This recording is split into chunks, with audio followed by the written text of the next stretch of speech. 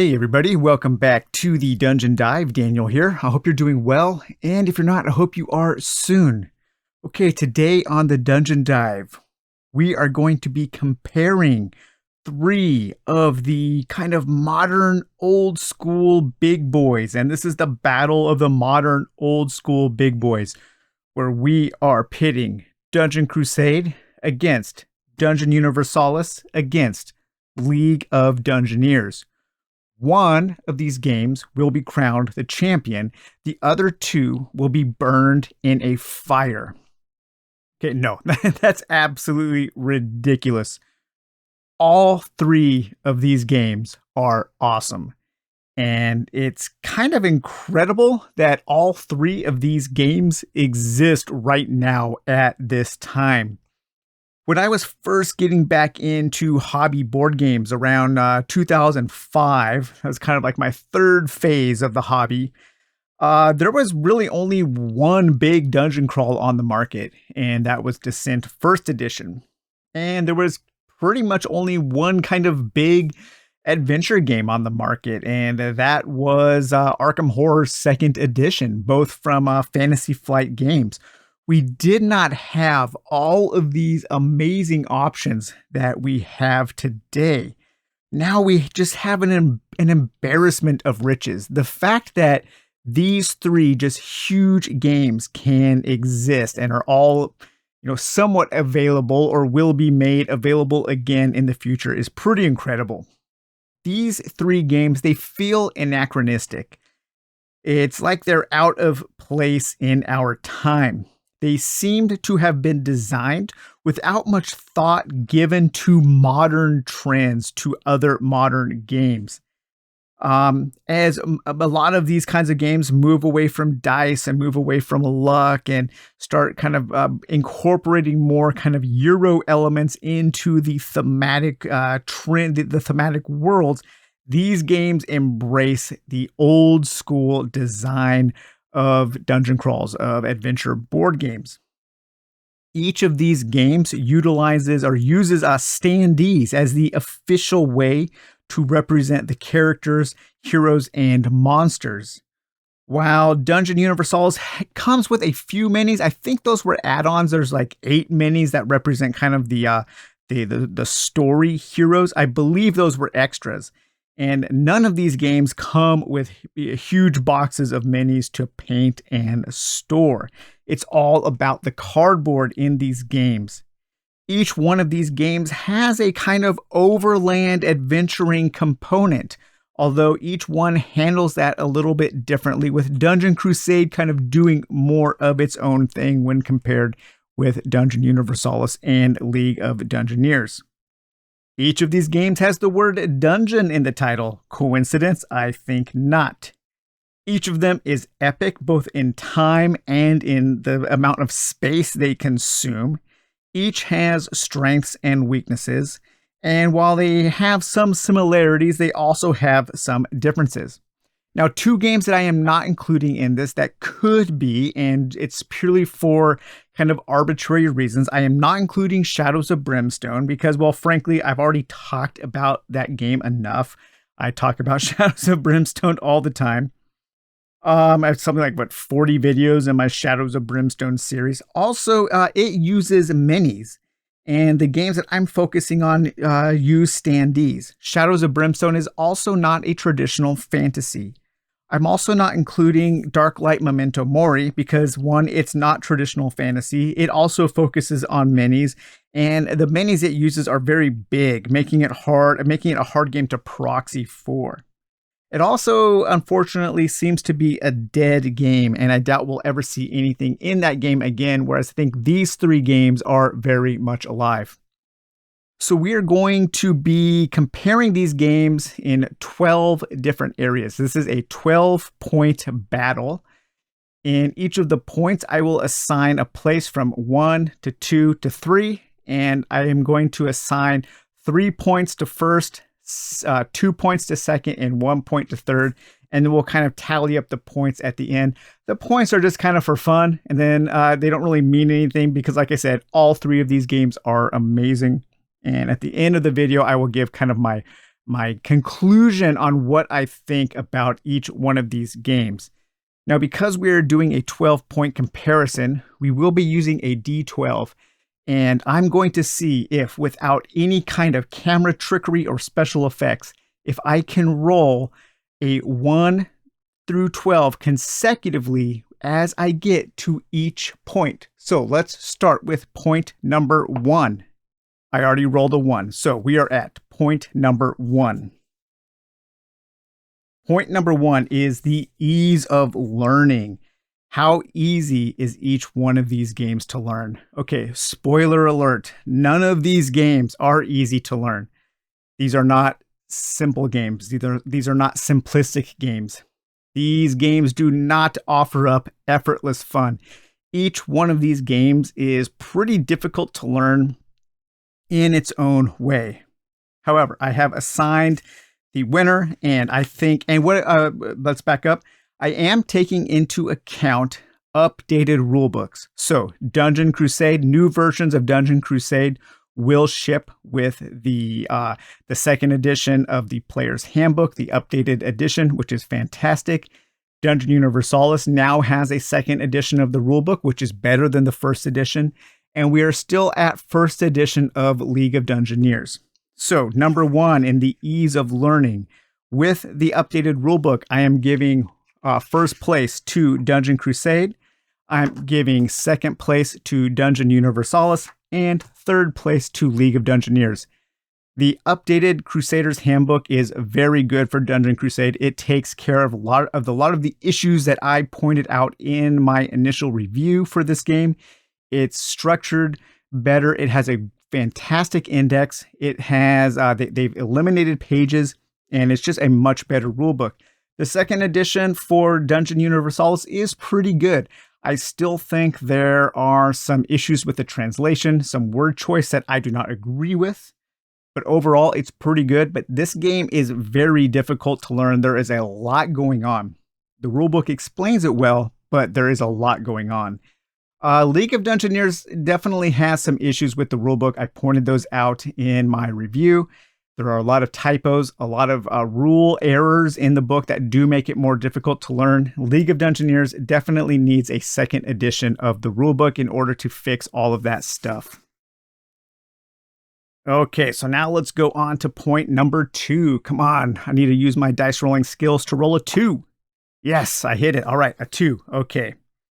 Number 2 is ease of play. And by that, I am incorporating all of these things in setup, in storage, in teardown, in game length, table space.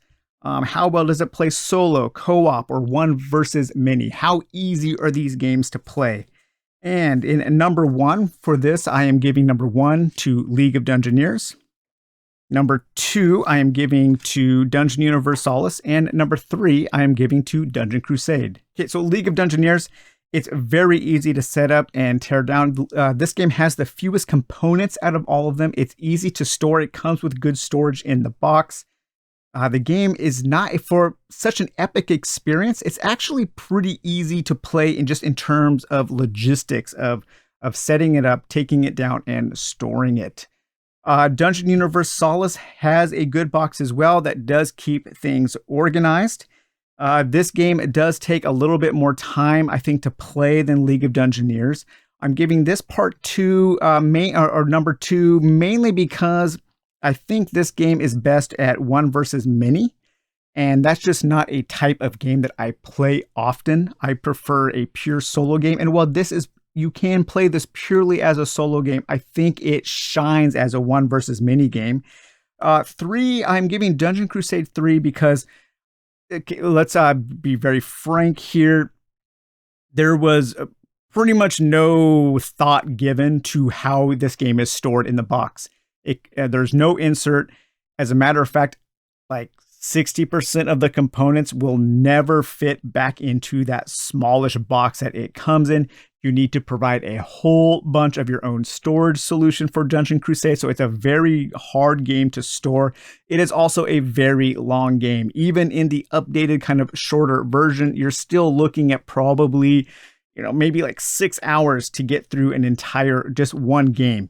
So This is probably the hardest game to play, to store, to keep track of logistically out of all three of these. Okay, point number 3. Let's see if I can roll a 3 here. All right, doing very good on my dice rolling skills there. Don't let anybody ever tell you that dice rolling is not a skill. Okay, point number 3, component quality, quantity. This is the hardest of the categories to judge for me, because all three of these games are very similar in the component quality. None of them are AAA quality. There are some caveats made, there are some concessions, I think, that you can say, knowing that these are kind of independent productions. You won't be getting, linen finished cards like you would in a Fantasy Flight game. You're not going to be getting the incredibly well-made components in something that you might get in an Awakens Realm game. These games, they feel old in the type of components that they come with, and that's perfectly fine. That's one of the things that I do like about it. It's a charm about all three of these games. So it's really, really hard to judge, but I put it like this. I put League of Dungeoneers at number 1. I put Dungeon Crusade at number 2. And I put Dungeon Universalis at 3. I prefer the standees that come with League of Dungeoneers and Dungeon Crusade more than the standees that come with Dungeon Universalis. And that's kind of why I ended up putting them in this order. The standees for League of Dungeoneers, for Dungeon Universalis, they're okay, but a lot of them kind of look like they were made with stock art. They're not cut out in the shape of the hero. They don't have a front or a back.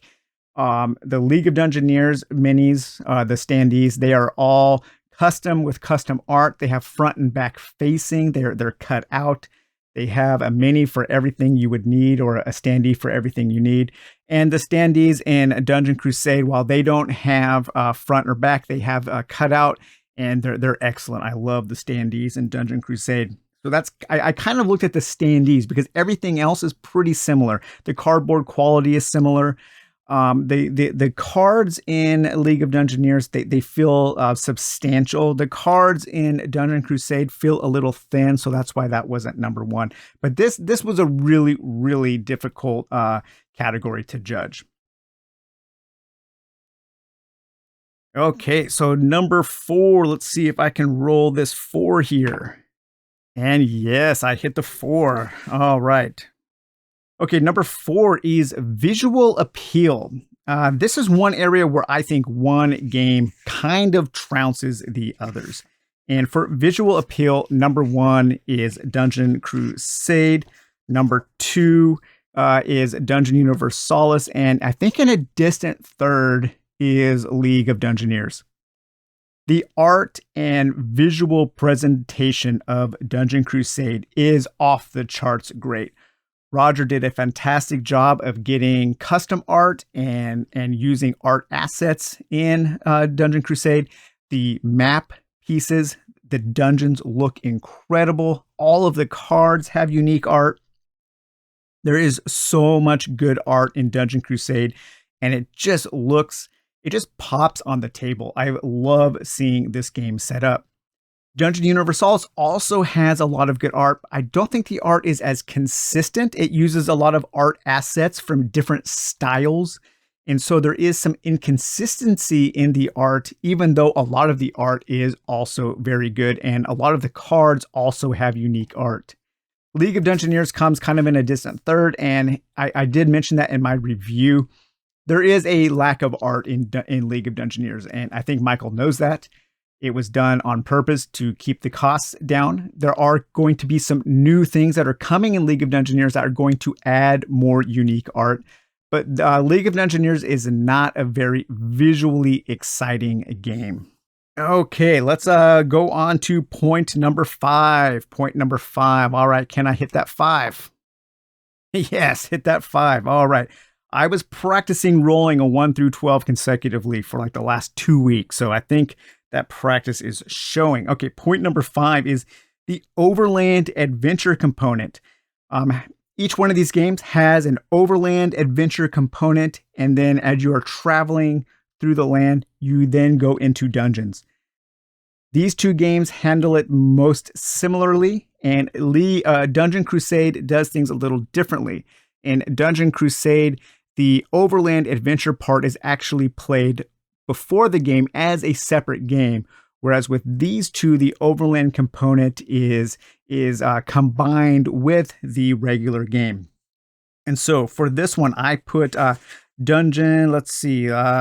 Overland Dungeon Universalis at number 1, League of Dungeoneers at number 2, and Dungeon Crusade at number 3. So one of my ultimate wish lists for games is I love games where you get to go on an Overland quest, and then you come to a hex or a space that has a dungeon on it, and then you get to go into that dungeon.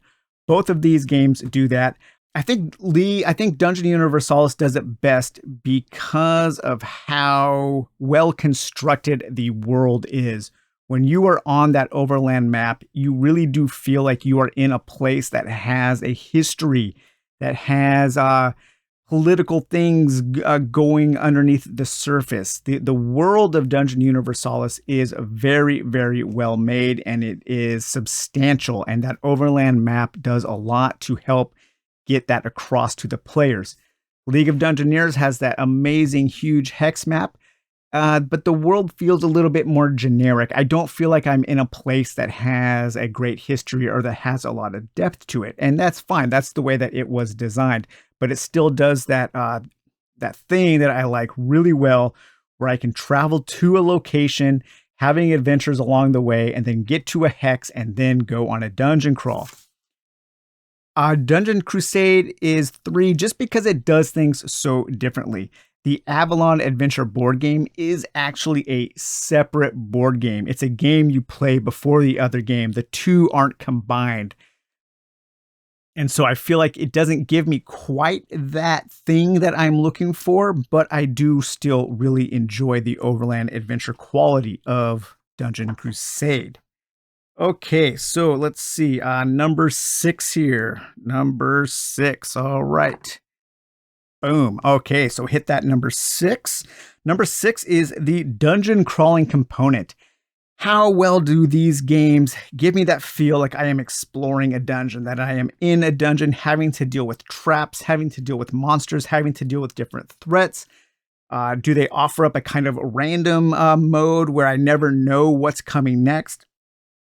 Do they do that without the need of an app? And that is a crucial point into how I judged this category. So at number 1 is League of Dungeoneers. At number 2 is Dungeon Crusade. And at number 3 is Dungeon Universalis. I love the dungeon crawling in League of Dungeoneers because it utilizes that Warhammer Quest style of dungeon crawling where there is true exploration. There is true random questing in the dungeons. You use cards, and so you're setting up a dungeon as you go, and you create interesting dungeons as you go, and you never know what's coming next. Dungeon Universalis, or Dungeon Crusade, I should say, takes a more of a hero quest approach where you have a static board, even though you have 4 different static boards. But the quest elements are randomized, so you never really know where your quest elements are in those pre-constructed dungeons. Dungeon Universalis, this is where I feel Dungeon Universalis really falls down, is it does not have that kind of random questing exploration without the need of an app. And because Dungeon Universalis needs an app for that random questing, especially for a solo player, to have that element of surprise of exploration, it kind of breaks free from this old school charm that I'm looking at in all 3 of these games. Dungeon Universalis, in my opinion, really needs a random dungeon mode, using cards, using nothing but the things in the box. Okay, let's go on to point number 7. Okay, lucky number 7 here. And topic number 7 is loot. Loot, something we all enjoy. Okay, so which one of these games has the best loot? I am giving first place to Dungeon Crusade, second place to Dungeon Universalis, and third place to League of Dungeoneers. Dungeon Crusade has, 192 pieces of unique loot. Each one of those has a unique piece of art. Each one of those has a unique little kind of lore sentence on the bottom with unique powers. The loot in Dungeon Crusade is so much fun. I love drawing treasure. The treasure deck in Dungeon Crusade is amazing. There are all kinds of cool things beyond the loot to find in the treasure deck. So Dungeon Crusade is a great for loot. At number 2 is Dungeon Universalis. It does have a lot of loot, and the loot does have a lot of unique properties and unique art.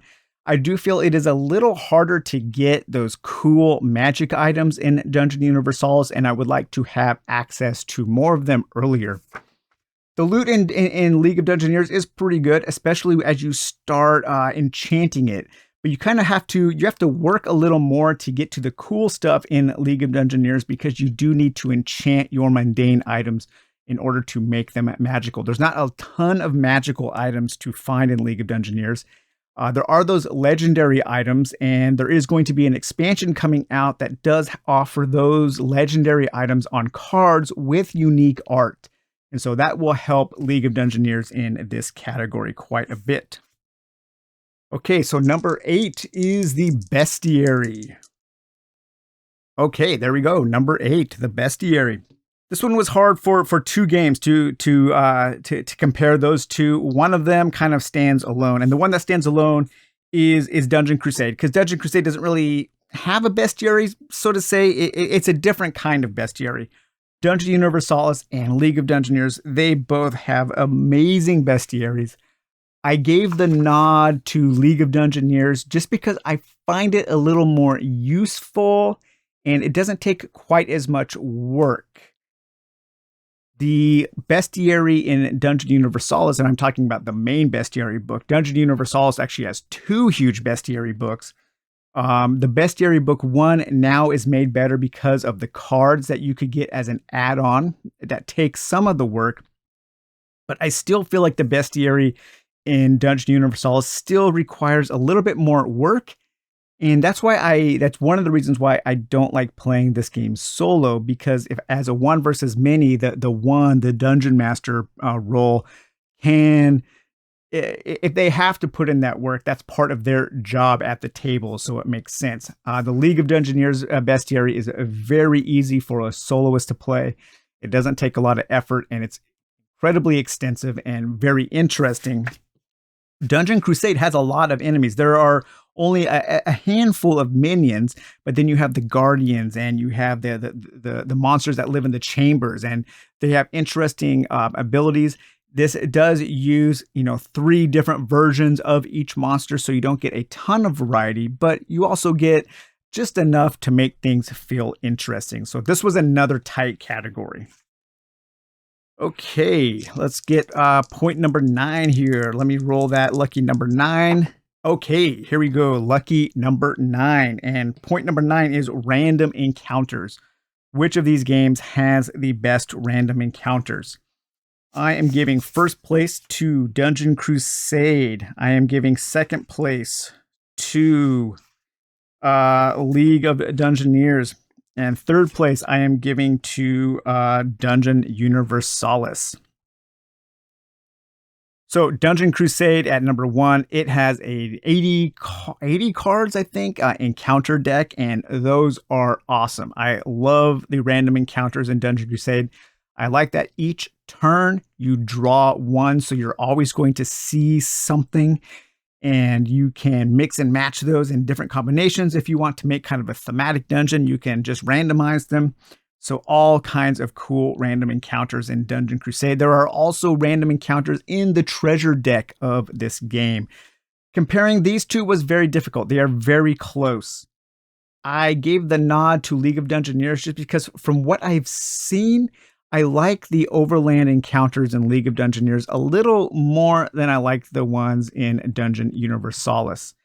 I know there's also an expansion coming out that's going to add more dungeon encounters. Right now, there are only about 24 different dungeon encounters, but both of these have very similar encounters. I found the ones in League of Dungeoneers just a little more a little more entertaining for me, but Dungeon Universalis is no slouch in this area.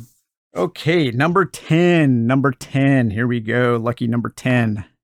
There we go. Lucky number 10. Has anybody ever said lucky number 10 ever in their lives? I don't know. But hey, you know what? I am doing incredibly well rolling 1 through 12. Number 10 is character creation. And this is another category where one game completely trounces the others. And that is number 1, Dungeon Universalis, number 2, League of Dungeoneers, and number 3, Dungeon Crusade. Dungeon Crusade, again, comes in 3, like in the Overland portion, the Overland point, because it's really doing its own thing in that there is really no character creation in Dungeon Crusade. You are playing 6 characters or maybe 12 characters if you get the expansion, and you have no say in their starting gear or stats or anything. So Dungeon Crusade really doesn't have any kind of character creation. League of Dungeoneers is pretty good, but you only have, 4 different species and 5 or 6 different professions. So the amount of customization in League of Dungeoneers is less than it is in Dungeon Universalis. Dungeon Universalis has a character creation and progression that rivals a big RPG. There are so many different races and so many different classes and so many different skills. You can upgrade all of your talents and points. I love Dungeon Universalis at the character level. It is super, super interesting. Okay, let's go on to point number 11. There we go, 11. Okay, 11 is RPG feel. Which one of these games feels like an RPG in the box? That's a term that's kind of tossed around willy-nilly, but one of these games really does feel the most like an RPG in the box. And again, that is number 1 with Dungeon Universalis, number 2, League of Dungeoneers, and number 3, Dungeon Crusade. Again, number 3, Dungeon Crusade is kind of doing its own thing. I don't think it's trying to be an RPG. Dungeon Universalis at number 1. Dungeon Universalis, I think, really is an RPG with board game components. That's why I think this is best played with a Dungeon Master to get that full experience. League of Dungeoneers can very easily be made into an RPG. As a matter of fact, just a couple weeks ago, I featured it on the Solo RPG Friday as a way that you could very easily turn League of Dungeoneers into an RPG. But for this category, Dungeon Universalis comes on top. Okay, here we go. Our final category, number 12. And bam, how is that for dice skill? I rolled a 12 on all of the dice in just one roll. Amazing. I've been practicing so hard on that. So number 12 is the future and customization. So this is a kind of a hard category to think about, but I just thought about what's the future? What does the future have in store for each one of these games, and how excited am I for that future? And for this category, I gave first place to Dungeon Crusade. I gave second place to League of Dungeoneers and third place to Dungeon Universalis. I gave third place to this just because, for me, Dungeon Universalis is a game that is best played with a Dungeon Master role, a Dark Player, a Game Master, and I just never play games like that. And so when I think about spending time on a game in the future, I don't think about Dungeon Universalis a lot, even though I still really like the game and I want to get it back to the table and play it more. League of Dungeoneers, I know, has some more stuff coming. I have a feeling that this game will have a lot of fan-made materials. And I'm looking forward to a second edition of the rulebook. I'm looking forward to that first kind of a card pack expansion. And I'm pretty excited about the future of League of Dungeoneers. Dungeon Crusade, I'm excited for a number of reasons. Some might be self-serving. There's a chance that I will be maybe writing some quests or helping Roger with some a future expansion. So I'm excited about that. I'm excited about the dungeon challenge mode that he's creating. I'm excited for the first big expansion that I know Roger is working on. I'm excited for second edition finally being released via Kickstarter so more people can experience the game. I think Dungeon Crusade has a really, really bright future, and this is the game that I feel the most excited about. Okay, so that was all 12 points. And like I said, one of these games will be crowned the champion. The other two I'm going to burn in a fire pit in my backyard. No, that's nonsense. I love all three of these games. Each one of these games has things to offer that the others don't. Some of these games do things that I like better, but I could see them also appealing to other people more. I'm not really going to go over the point value just because it was so arbitrary, and some of the categories were really difficult, especially that component category. But let's talk about each one of these games. So let's talk about Dungeon Universalis first. Dungeon Universalis is the closest thing I've seen to an RPG in a box. One of the only games to really deserve that distinction. If you're looking for a potential lifestyle game, this is your game. This game shines for me as a one versus many game, and I feel that's how the game was designed first and foremost. It's very crunchy, the combat is very tactical, it has rules for everything, flying, jumping, climbing, etc. It feels like a giant toolbox. Rules could also be used for the rules in this game could also be used for a point-based skirmish game. For me, it's hard to play solo because there is so much to remember. The lack of a random dungeon mode out of the box hurts its dungeon crawling, in my opinion. You need to rely on an app for solo exploration or co-op exploration, and for an old school style game, I think this is a mistake. This game takes a lot of work, but it is rewarding, and it rewards you for the work you put in. I can see this game being a group's main game for many years. Okay, League of Dungeoneers. If you want Warhammer Quest 95, this is your game. This is the only modern game I know of that feels like it has the potential to quench the thirst of those wanting a Warhammer Quest reprint. It has random dungeon generation with cards and tiles, a thing that is oddly rare in these kinds of games. It has true exploration in the dungeons, as the deck of exploration card splits. It has overland travel with a settlement phase, a focus on survival and character progression rather than a long epic narrative. It has a ton of random quests, a few longer campaigns that feel more like novellas rather than epic novels. It has a great and useful bestiary. It has true open world feel to the overall design, a good amount of loot. It needs more random non-combat encounters in the dungeon, and those are coming. It can be pretty crunchy, but there is a lot going on. It's definitely more complex than Warhammer Quest, but not quite as complex as Dungeon Universalis. It suffers in the visual department. There just isn't a lot of art or illustrations to enjoy. None of the cards have any art at all on them, and a lot of the art in the book are actually photos of diorama and miniatures setups. And Dungeon Crusade. If you're looking for an epic dungeon crawl that doesn't focus on any kind of campaign or persistent play, this is your game. This fact alone makes Dungeon Crusade the most anachronistic of the three, because so many modern games tend to focus on that campaign play. I think Dungeon Crusade best plays solo. It was made for solo from the ground up, and especially with the new Solo Crusader mode. Dungeon Crusade has amazing art and visual design. This is really where Dungeon Crusade shines the brightest, and I put a lot of stock into a game's art and a game's visual design. The art is off the charts, and there is a ton of it. It has a unique choose-your-own-adventure style Overland game played before the main game, and while not incorporated into the dungeon crawling portion, it can be actually played as a standalone game, and that is fun to do. Dungeon Crusade can take a lot of time and a lot of table space. While it has preset dungeons like Hero Quest, they feel vast and open, and with the randomized quest elements, they're always surprising. It has a fantastic deck of random dungeon encounters, an amazing treasure deck, and a ton of loot. Dungeon Crusade feels the most unique of the three. It does a lot of things its own way, and I think that's why I do really appreciate Dungeon Crusade. So, all right, guys, I hope you enjoyed this 12-point review, this 12-point comparison between Dungeon Crusade, Dungeon Universalis, and League of Dungeoneers. And we will talk to you later. Bye-bye.